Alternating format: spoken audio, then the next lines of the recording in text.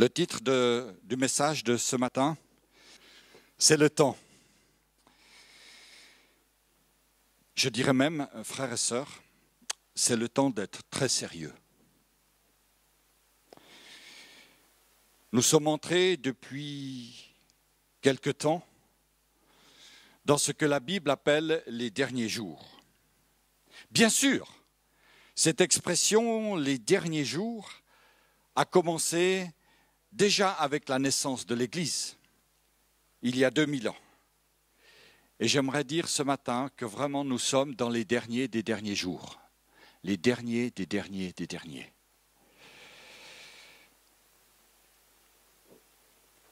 Les prophéties bibliques sont en train de se réaliser. Avec une telle acuité qu'il n'y a que les aveugles de cœur, d'intelligence, qui ne peuvent comprendre ce qui est en train de se passer dans le monde. Nous sommes des hommes et des femmes de la parole. Nous appartenons au peuple de Dieu. Nous ne sommes pas meilleurs que les autres, mais le Seigneur a posé dans notre cœur un germe d'éternité, une pousse d'éternité. Et il nous arrose de son amour et de sa sagesse, afin de comprendre vraiment ce qui est en train de se passer. C'est pourquoi j'aimerais, avant d'aller plus loin dans ce message, que nous puissions incliner nos cœurs et nous voulons prier. Seigneur, nous recevons de toi ce matin ta grâce et ta bonté. Merci parce que tu es ce Dieu de toute éternité. Il n'y a en toi, Seigneur, aucune ombre de variation. Et ce qui est en train de se passer dans ce monde, Seigneur, c'est ce que tu avais prévu, c'est ce que tu as prévu. Alors, Seigneur, comme tu le disais à tes disciples, que votre cœur ne se trouble point. Et nous voulons, Seigneur, ce matin te demander grâce. Je te demande grâce sur mes paroles, sur ma bouche. Je te demande grâce, Seigneur, sur les oreilles, sur la compréhension de mes frères et de mes sœurs. Bénis les enfants alors qu'ils sont avec leurs moniteurs. Bénis ce temps où nous ouvrons ta parole. Bénis les chrétiens sur toute la surface de la terre qui aujourd'hui sont réunis pour étudier ta parole, pour louer ton saint nom. Amen.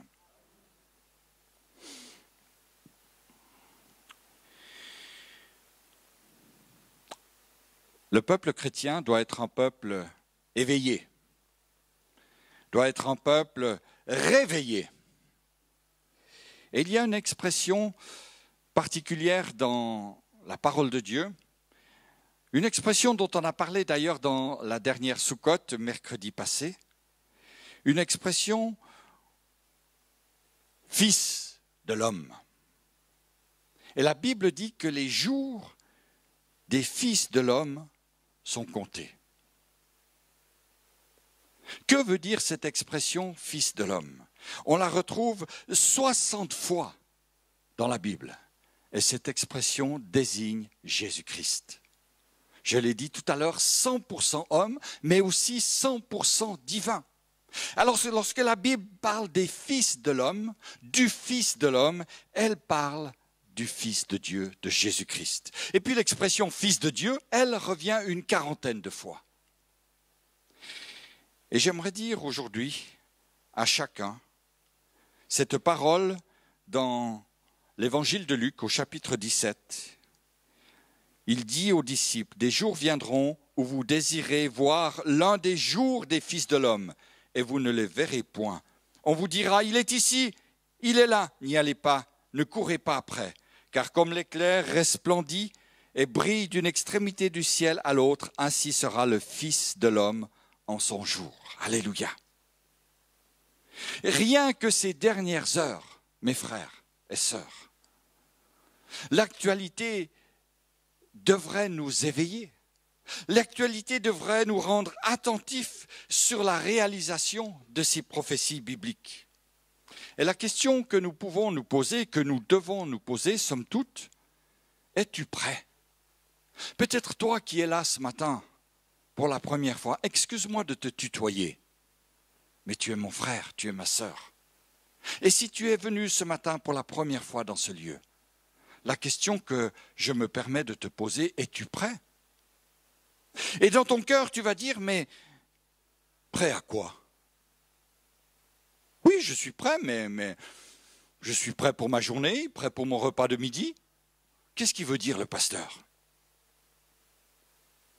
La question qu'on se pose, qu'on doit se poser, est-on prêt à partir pour la patrie céleste?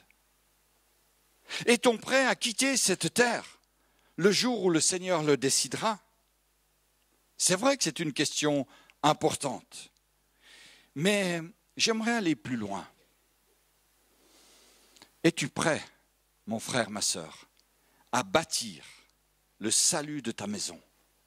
Es-tu prêt à participer au salut de ta ville, de ton quartier, de ta famille, de ton pays? Nous sommes dans une génération décisive. Dans cette génération décisive, il ne s'agit pas de savoir si nous sommes individuellement sauvés, tout en sachant que la question est primordiale. Elle est importante. Es-tu sauvé? Mais la question qu'on doit aussi se poser, est-ce que je suis prêt à bâtir le salut de ma maison? À travailler de tout mon cœur pour que mes enfants, pour que mon mari, pour que ma femme, pour que mes parents, pour que ceux qui sont dans ma famille puissent découvrir le beau message du salut. Et puis un jour partir avec nous dans les nuées. On va prendre deux personnages ce matin pour illustrer ces propos. Es-tu prêt? On va mettre la diapo suivante. Il est 4h moins 5. Vous êtes déjà en retard. Tant pis, on est là, on continue. On va regarder deux personnages. Premier, c'est Lot. Où trouve-t-on l'histoire de Lot? C'est pas dans l'évangile de Lot, non. Dans la Genèse. Dans la Genèse. Nous trouvons l'histoire de Lot dans la Genèse. Et j'aimerais vous inviter à faire une lecture dans ce chapitre 13. Oui, on va prendre 13.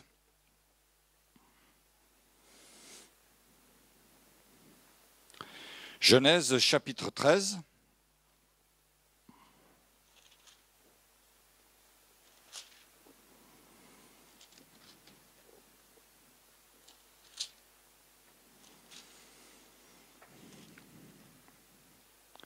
Et puis, bien sûr, également, avant, nous prendrons une lecture. On va peut-être prendre cette lecture au chapitre 13, les versets à partir du verset 10.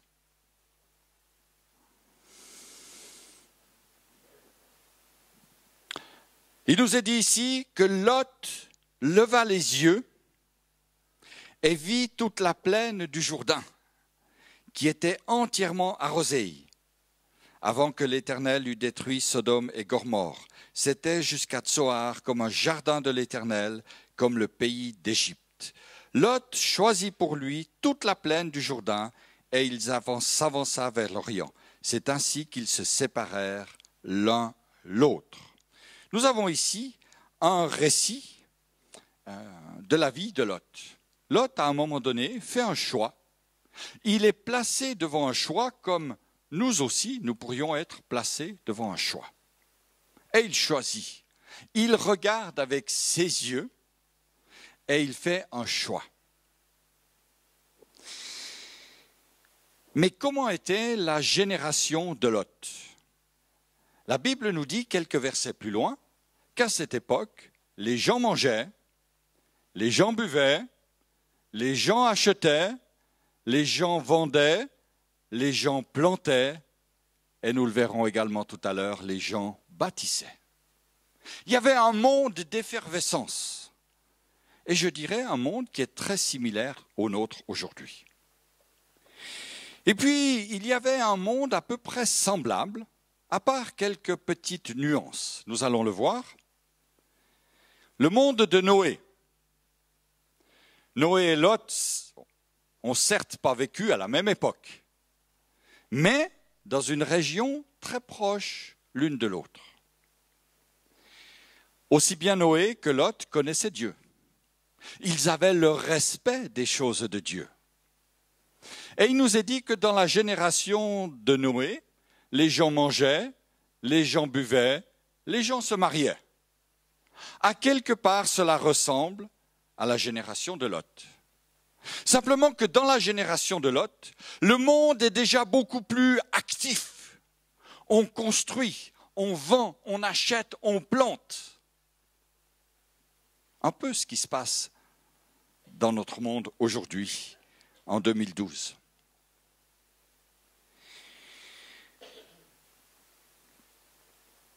La société de Lot était une société où le développement économique était là. Il y avait de la prospérité. C'était en quelque sorte l'embryon d'une société moderne. Bâtir, produire, développer. Mais cette attitude, cette société traditionnelle irritait Dieu à cause de son orgueil, à cause de son arrogance. Et si vous voulez noter une référence, regardez dans Ézéchiel 16, verset 49. Ézéchiel nous parle de cette arrogance de cette société. Mais qu'en est-il aujourd'hui? La société d'aujourd'hui est arrogante. La société d'aujourd'hui n'a plus de respect des choses de Dieu. On n'a même plus le respect de son voisin, de son collègue, parce qu'on veut prendre sa place. Parlant de Sodome, Ézéchiel dit qu'elle se suffisait à elle-même, qu'elle était arrogante à cause de son argent et de ses biens matériels.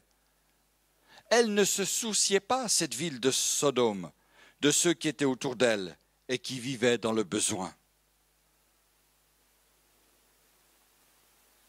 Cette société de Sodome, cette ville de Sodome était en plus marquée par une immoralité croissante. Et l'apôtre Pierre, dans son épître, va dire « Si Dieu a délivré le juste Lot, profondément attristé de la conduite de ces hommes, sans frein dans leur dissolution. » Il n'y avait pas de frein, aucun frein. Tous les péchés de moralité étaient dans cette ville de Sodome. Et dans cette ville de Genève aussi, ça ressemble étrangement.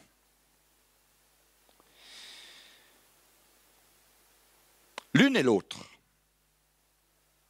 la société de Noé, comme la société de Lot, comme la nôtre, étaient corrompues et elles ont été jugées par Dieu. Oh, je ne veux pas faire de la moralité ce matin, mais j'aimerais simplement que nos yeux puissent s'ouvrir un petit peu plus, s'il était possible, sur les temps que nous vivons. Pourtant, au milieu de ces deux sociétés très différentes dans le temps, mais très similaires dans leur vécu, il y a deux hommes qui ont marqué leur génération. Deux hommes qui ont vécu au milieu d'une génération perverse, corrompue. Et cela nous intéresse car nous aussi, nous vivons dans une telle société. Qu'est-il dit de Noé? Si nous lisons la lettre aux Hébreux, on va voir que c'est par la foi que Noé, divinement averti des choses qu'on ne voyait pas encore, et saisi d'une crainte respectueuse, construisit une arche pour sauver sa famille. Alléluia! Une immense arche. Folie aux yeux des hommes.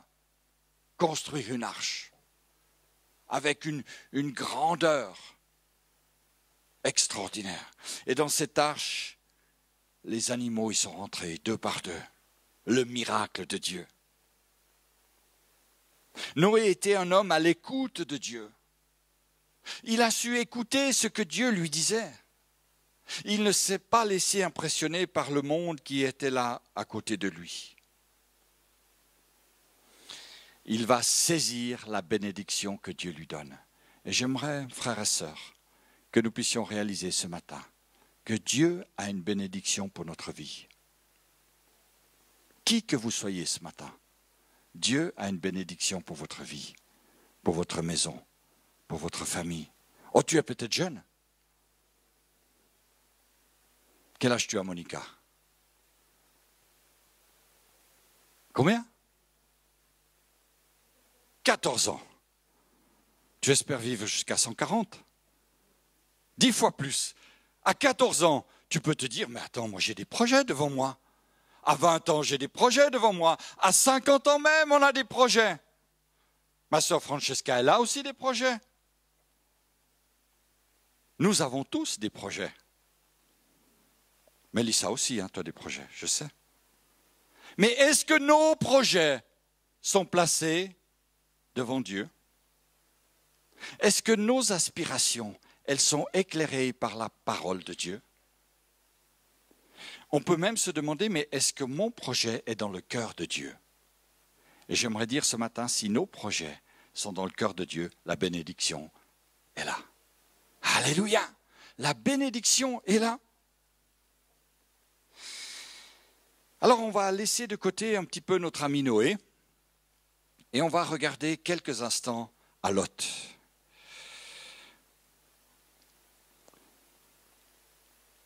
Pierre nous dit, Dieu a délivré le juste Lot, profondément attristé par la conduite de ces hommes sans frein dans leur dissolution. Mais c'est la même chose. C'est la même chose que pour Noé. Ils ont tous les deux été délivrés. Mais, il y a un mais. Et j'aimerais qu'on s'arrête quelques instants. La Bible nous dit que Noé et Lot étaient des justes. Contre toute attente, la Bible ne dit pas que Lot était un injuste. Il était un juste. Et la Bible nous apprend que nous sommes aussi justifiés. C'est-à-dire que vous et moi, nous sommes appelés, nous sommes aux yeux de Dieu des justes. Donc ce texte aujourd'hui nous concerne. Mais l'un et l'autre, Noé et Lot, n'avaient pas la même position dans leur ville, là où ils vivaient, au milieu de cette génération corrompue. Ils n'entretenaient pas la même relation avec Dieu, et pourtant ils étaient tous les deux justes. Et cela va faire une grande différence. Cette différence va se manifester au jour du jugement. Noé accepta de se laisser avertir par Dieu, et ayant été averti, il agit.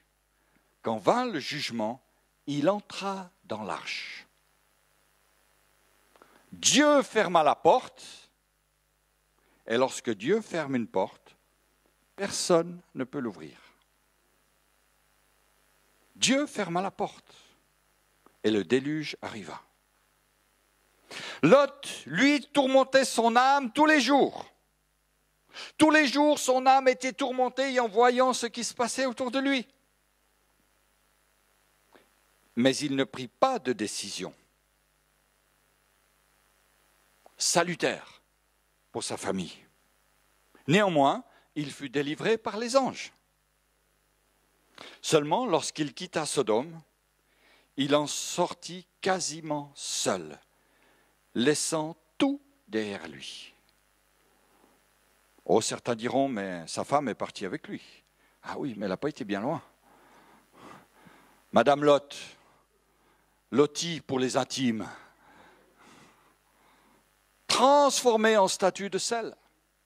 Elle n'a pas été bien loin. Nous connaissons tous cette histoire. Au jour du jugement, Noé fit entrer sa famille dans l'arche. Au jour du jugement, Lot sortit seul. Ou pour ainsi dire seul. Et il perdit tout, dans ce jugement de Dieu. On dit que Lot était un indécis. Un caractère, malheureusement, de nombreux chrétiens. Mon frère, ma sœur, est-ce que tu es indécis dans ton cœur? Est-ce que tu as de la peine à prendre une décision? Est-ce que tu es quelqu'un comme Lot? Lot, c'était un suiveur. Il suivait Abraham. Quand Abraham quitta Charan pour Canaan, Lot suivit son oncle. Ce n'était pas Lot qui avait reçu l'appel, mais Abraham. Et Lot suivit son oncle.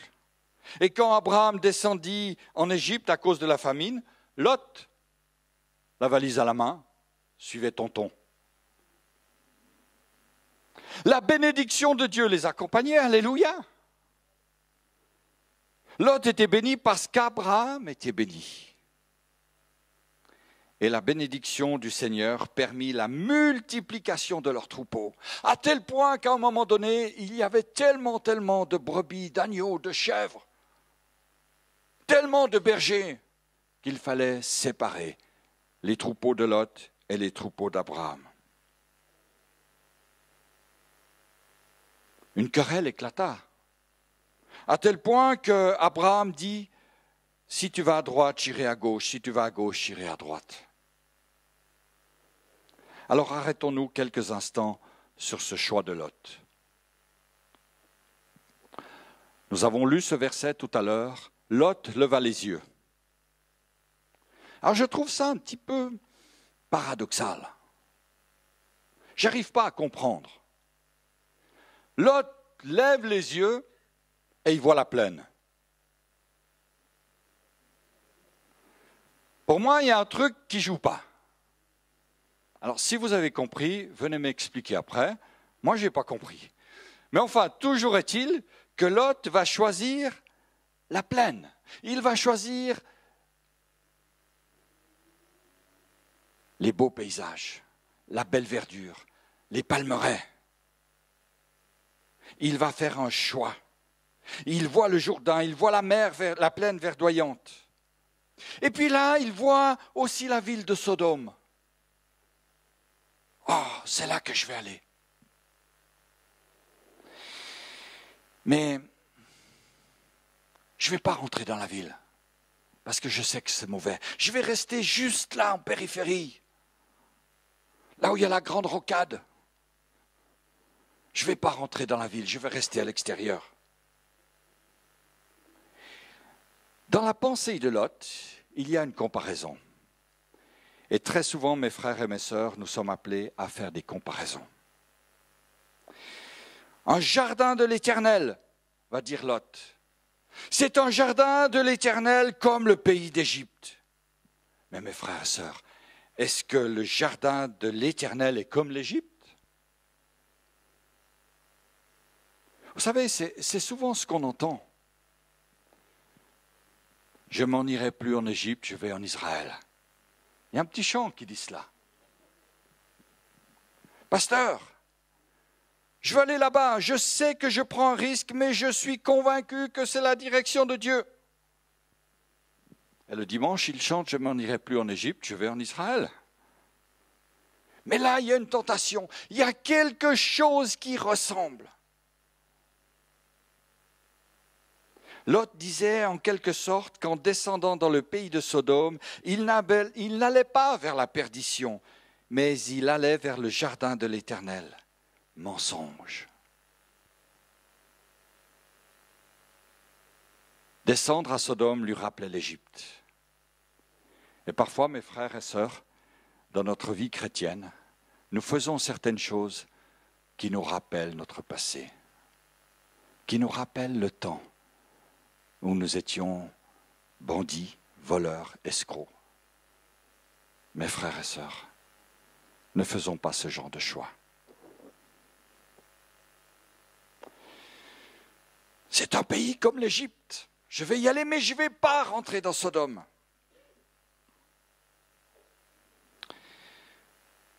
Bien sûr, Abraham y a été en Égypte. Mais attention, ne comparons pas Abraham à Lot. Moi, je me demande quelle foi j'ai. Est-ce que j'ai la foi d'Abraham ou est-ce que j'ai la foi de Lot? Est-ce que j'ai la force d'Abraham pour tenir bon ou est-ce que j'ai la force de Lot? Parfois, les chrétiens se disent, mais moi, j'ai la force d'Abraham. Moi, je suis une Sarah. Moi, je suis un Abraham.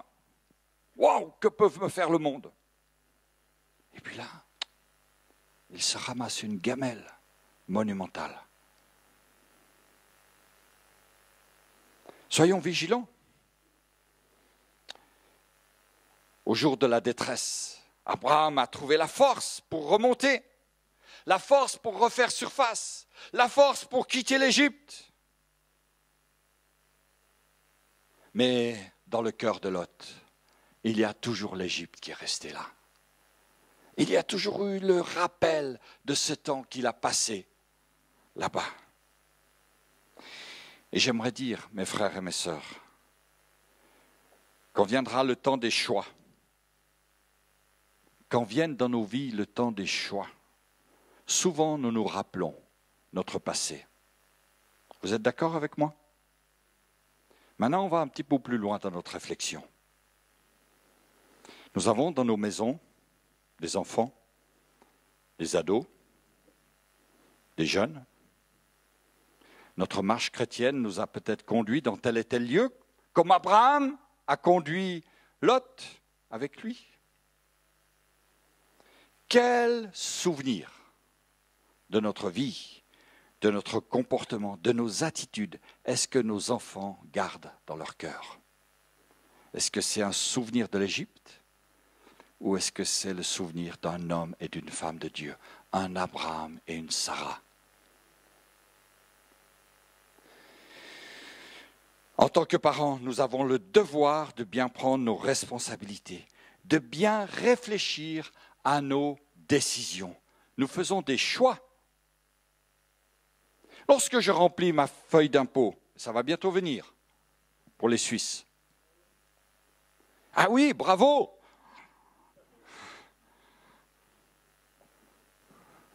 Vous savez, je disais dans un service funèbre il y a quelque temps, il n'y a que deux choses, c'est un dicton américain, qu'on ne peut pas éviter, c'est la mort et les impôts. Mais quand cette déclaration d'impôt est sur mon pupitre, sur mon bureau, quel comportement est-ce que j'ai à la maison? Mes enfants m'entendent? Ma femme me voit? Et le Seigneur connaît toutes choses. Alors le Seigneur, c'est une chose. Ma femme, c'en est une autre. Mais mes enfants, qu'est-ce que je mets dans leur cœur quand ils voient leur père remplir une déclaration d'impôt? Est-ce qu'ils ont l'image d'un homme intègre, d'un homme sérieux, d'un homme honnête? S'ils ont l'image d'un homme magouilleur, trompeur, quand ils seront eux-mêmes dans une situation, ils vont se rappeler cela.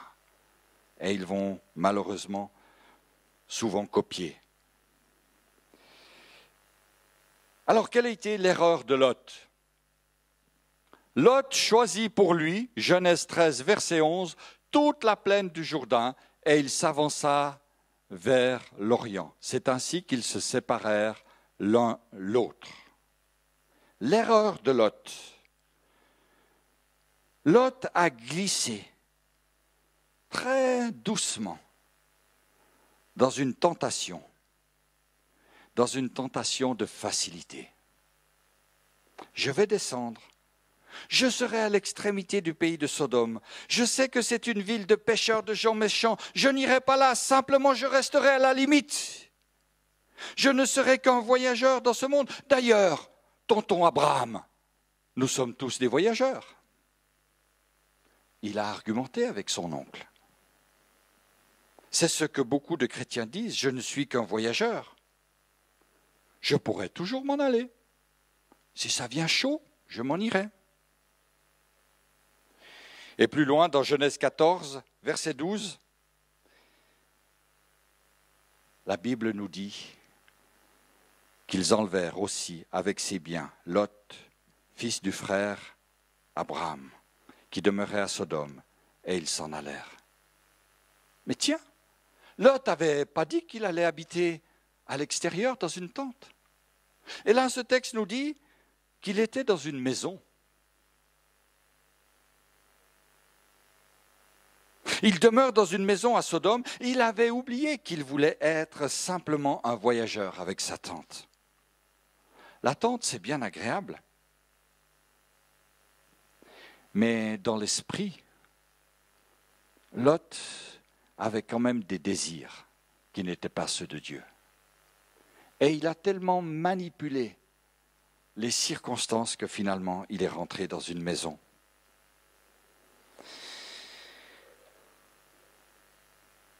Lorsqu'on est dans une situation comme cela, mes frères et mes sœurs, il y a facilement l'esprit du monde qui nous envahit. Et on est prêt à bâtir, on est prêt à planter, on est prêt à cultiver, on est prêt à se marier, à faire des alliances, on est prêt à prospérer parce qu'il faut prospérer. C'est le message de ce monde. Si tu n'avances pas dans ton plan de carrière, tu vas reculer. Si tu n'écrases pas tes concurrents, c'est eux qui vont t'écraser. Mais Lot était un homme irrésolu, un homme indécis. Pourtant, Dieu prit la peine de l'avertir. Et je crois que le même avertissement nous est donné à tous en ces jours particuliers. Heureusement, mes frères, qu'il y avait l'oncle pour délivrer Lot.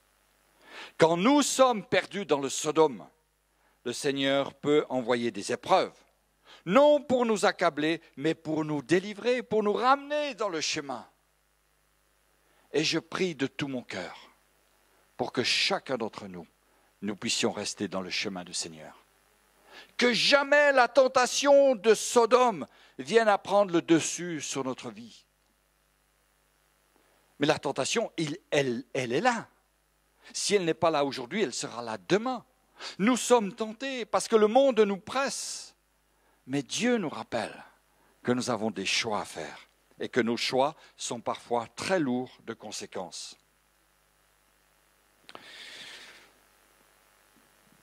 Je dois bientôt finir, malheureusement.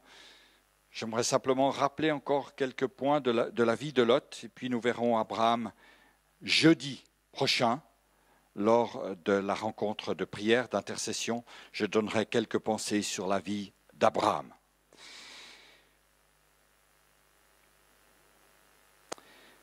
L'apôtre Pierre nous parle du cœur de Lot. Et il nous dit que son cœur était tourmenté jour après jour par toutes les choses qu'il voyait. À tel point que Lot soupirait, il gémissait. Combien de chrétiens sont dans cette situation? Ils vivent, nous vivons, frères et sœurs, en plein milieu de Sodome. Nous y avons nos demeures. Et ils disent, Seigneur, ce n'est pas possible, tout ce que je vois, tout ce que j'entends, tout ce qui se passe autour de moi. Seigneur, ce n'est pas possible. C'est normal. Mais que faisait Lot? Lot, nous est-il dit dans Genèse 19, verset 1, était assis à la porte de Sodome. Vous savez, on a souvent dit de ce texte que Lot était assis avec les juges de la ville, parce que le jugement dans les villes à cette époque se passait à la porte. C'est là que se réunissaient les juges. C'est là même que les coupables souvent étaient exécutés, lapidés. Et le texte nous dit que Lot était assis à la porte de la ville. Alors on dit, mais Lot était donc un juge? Non, je ne crois pas. En effet, il nous est dit plus loin, ces paroles des habitants de Sodome, les Sodomites, qui a d'ailleurs donné le nom sodomisé,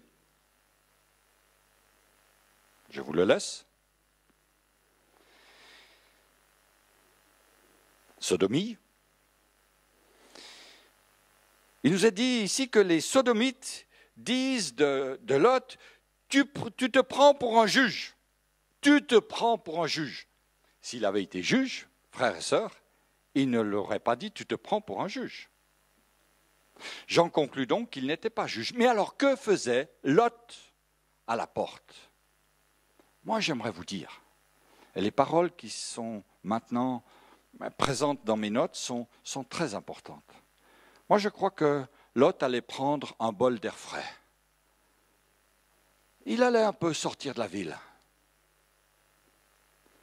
Alors, je ne sais pas si ce matin, vous êtes venu dans ce lieu pour prendre un bol d'air frais.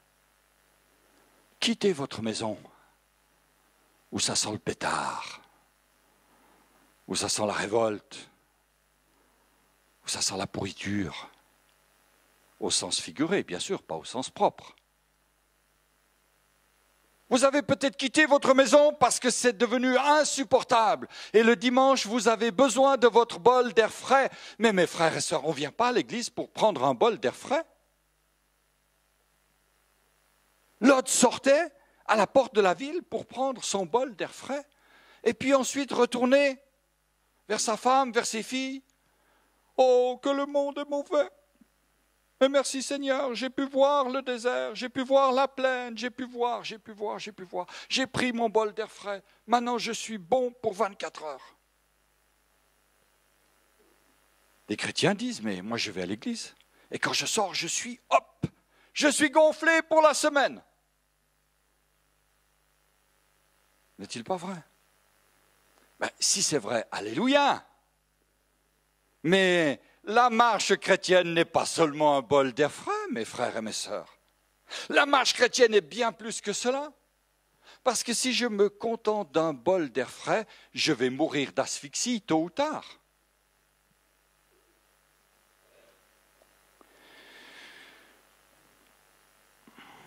Que faisait Lot? Après avoir pris son bol d'air frais, il retournait chez lui. Mais franchement, qui aurait pu l'empêcher de retourner à la montagne? Qui aurait pu l'empêcher de retourner vers son oncle en disant à son oncle, tonton Abraham, j'ai mal agi, j'ai fait un mauvais choix, je te demande pardon, je reviens vers toi. Non, Lot décidait de rester et jour après jour, il ressortait à la porte pour prendre son bol d'air frais. Il avait ses habitudes. Il avait son confort, il plantait, il bâtissait, il achetait, il vendait. Ça lui faisait tourner la tête et il avait besoin de son bol d'air frais. Mon frère, ma soeur, peut-être cette semaine, tu as fait des achats. Alors, je ne dis pas que tu as planté parce que ce n'est pas la saison de planter. Mais tu as inauguré un nouveau concept. Tu as fait quelque chose de nouveau. Tu as pu mettre sur papier un document important. Et tu es là dans la joie, dans la reconnaissance. Et tu viens à l'église pour prendre un bol d'air frais. Mon frère, ma soeur, Dieu veut te renouveler. Bien plus que par un bol d'air frais.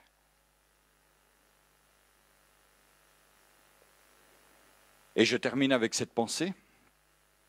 Dans la maison de Lot, il y avait papa Lot, maman Loti, et tout le reste de la famille.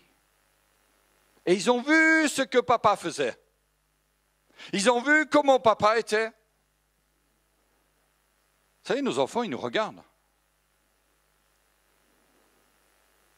Alors je regarde les enfants, là. Hein, vous regardez ce que fait papa, maman. Hein.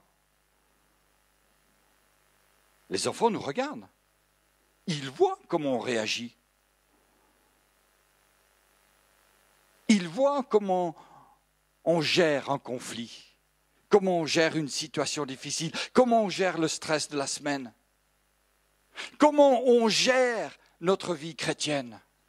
Vous savez, on raconte cette petite histoire, alors je ne sais pas si elle est vraie, mais c'est le pasteur qui rentre après le culte à la maison. Et vous savez, le pasteur, il est content parce qu'il a eu un bon culte, alors il sourit, il est heureux. Et puis arrivé à la maison, sa fille lui dit, papa, arrête de sourire, le culte est fini.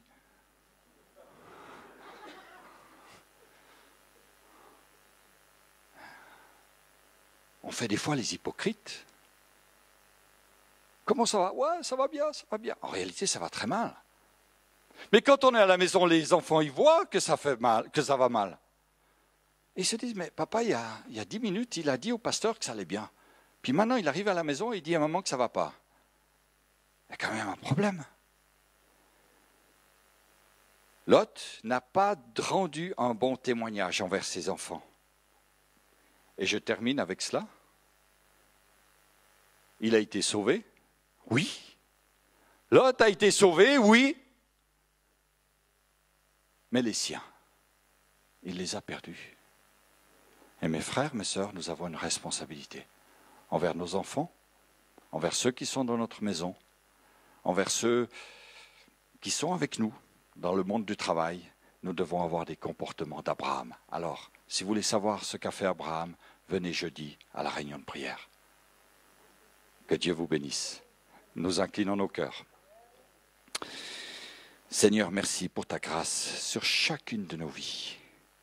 Merci de ce que tu nous appelles encore ce matin à être des hommes et des femmes de foi, intègres dans tous nos comportements, dans toutes nos attitudes. Seigneur, nous te demandons pardon pour toutes les fois, Seigneur, où nous avons attristé nos enfants, où nous n'avons pas donné un bon témoignage de vie, où nous avons été, Seigneur, avec le regard, même le cœur sur l'Égypte. Seigneur, nous te demandons grâce sur nos vies, et particulièrement sur nos enfants, sur notre mari, sur notre femme que nous avons peut-être blessée et qui aujourd'hui tourne le dos à l'Évangile. Seigneur, merci de te manifester toujours plus dans leur cœur et dans nos cœurs. Nous te confions nos familles, nous te confions, Seigneur, notre maison, nous te confions notre pays, notre ville, Seigneur, étends ta main de grâce et que l'on puisse encore dire dans les années qui viennent, oui, le Seigneur est mon Dieu et mon roi, je ne crains rien. Alléluia. Amen. Gloire à Dieu.